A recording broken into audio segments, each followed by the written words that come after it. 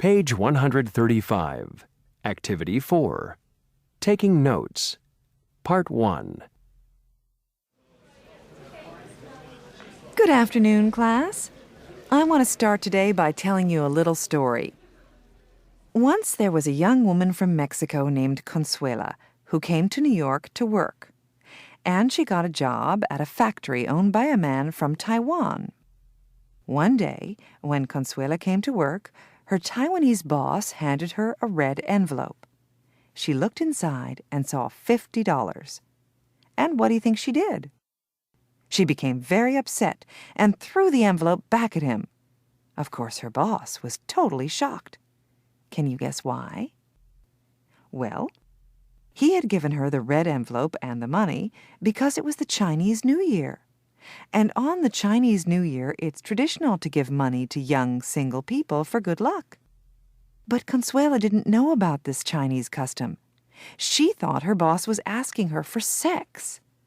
Naturally, she was very insulted and refused to take the money. Now, what does this story show us? What's the point?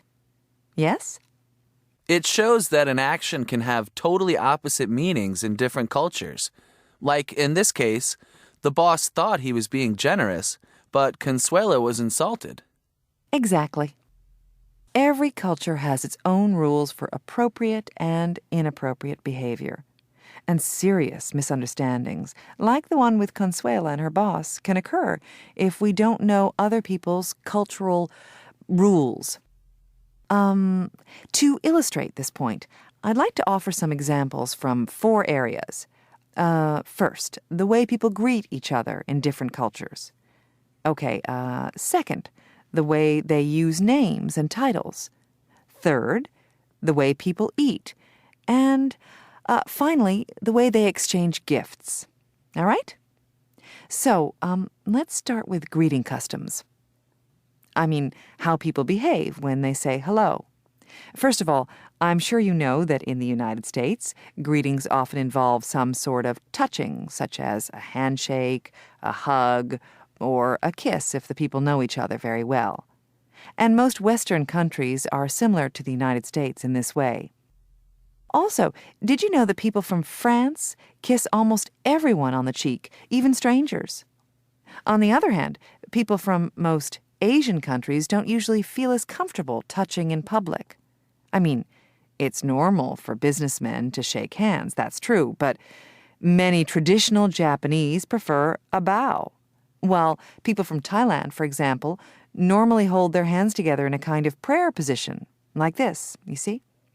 So, imagine what would happen if an American was invited to someone's home in Japan or Thailand, and he or she tried to hug the host. It would be very embarrassing, right?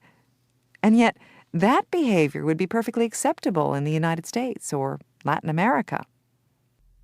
Another behavior that differs from culture to culture is the use of names.